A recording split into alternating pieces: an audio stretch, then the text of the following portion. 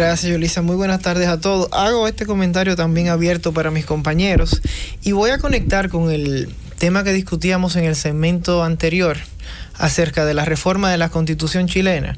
Primero porque ningún dominicano postdictadura es ajeno al término reforma de la Constitución y a lo que puede significar. Y de hecho, nuestra experiencia en reformas y las discusiones que hemos tenido y las constituciones que hemos tenido también les sirven de referencia a cualquier país. Pero antes de entrar propiamente en detalle, yo quisiera tanto a mis compañeros como a quienes nos escuchan hacerles 2 o 3 anécdotas acerca de cómo funciona una constitución y cuáles son las expectativas que se pueden fijar en esa norma fundamental. Son simplemente datos curiosos. Algo que yo todavía no entiendo, sobre todo el que tiene una mínima formación teórico-política, es, por ejemplo, el caso de Inglaterra, un país sin constitución. Y de hecho tienen un derecho constitucional. O el caso de España, como mencionaba José Luis, es una de las constituciones de reforma rígida, es decir, que es muy difícil de modificar. O sea, creo que se modificó solo con motivo, en este siglo, solo con motivo de la crisis europea de principios de siglo. Luego, en ningún otro momento. También es una constitución curiosísima por la forma que elige el Estado español organizarse en comunidades autónomas, en donde las comunidades eligen cuáles serán sus competencias del catálogo que la Constitución ofrece. El dato curioso vinculado a esto es que España, evidentemente, no es una república y por eso debe de tomar la forma de las comunidades autonómicas. No es una república, para quienes nos escuchan, porque si tienes una república hay alguien que te sobra, que es el rey. Principio republicano excluiría la monarquía. Y otro ejemplo, la Constitución alemana durante un periodo fue reformada inclusive 2 veces en un año.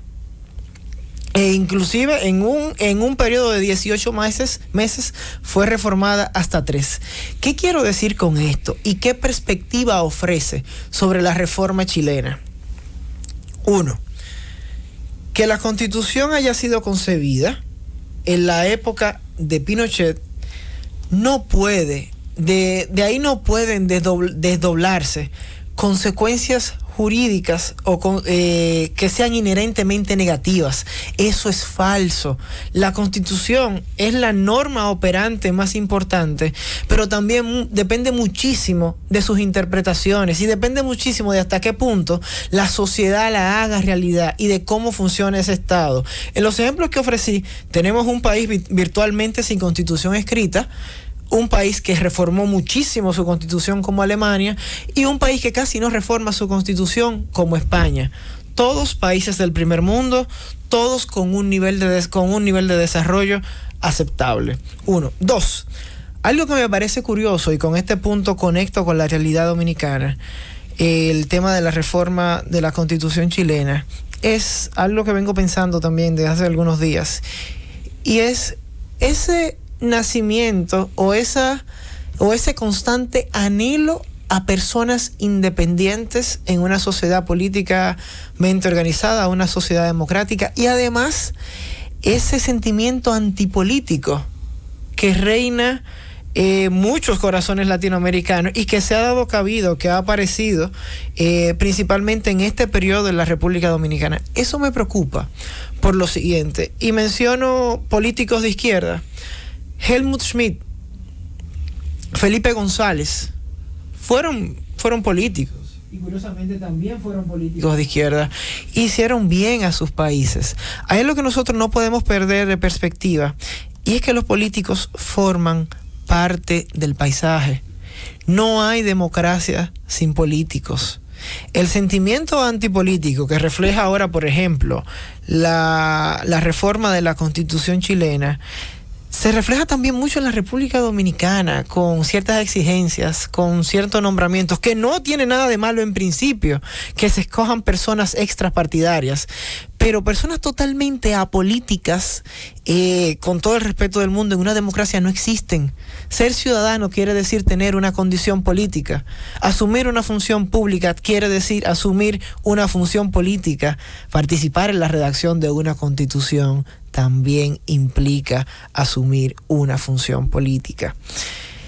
El tema del sentimiento antipolítico que se da en nosotros y se manifiesta ahora en la reforma chilena, también me hace pensar a mí en cuál sería la opción, cuáles son los modelos existentes cuando no hay políticos. Que a mí se me ocurra que la mafia controle el país, que la guerrilla controle el país, que los militares controlen el país. Yo no quiero que se infiera que son el menor de los males, pero una democracia, un Estado sin políticos, es imposible que funcione. Nosotros, para mí, la llave del asunto, el quid del asunto, como dice, se encuentran en llevar a quienes ejerzan funciones políticas, que por ende son políticos, aun cuando se digan que son extrapartidarios o que son independientes, a un régimen de consecuencias, exigir controles, transparencia y sobre todo, borrar esa idea, primero, de que todo lo político es malo. Segundo, borrar también la idea de que la República Dominicana o el país que queremos se va a construir de un día a otro.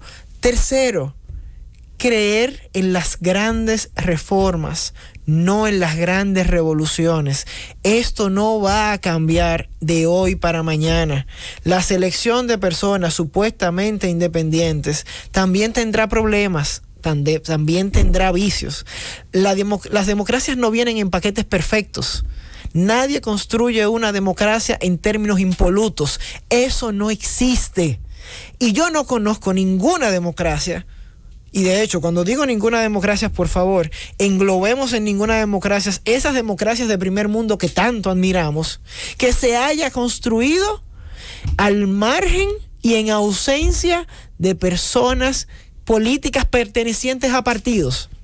Con esto yo no quisiera de ninguna manera que se interprete que apoyo uno u otro partido en particular, que creo que uno u otro partido lo haya hecho bien, pero sí creo, y eso estoy dispuesto a defenderlo en cualquier escenario, que para una democracia la función política, la formación política, el político partidario inclusive, es necesario.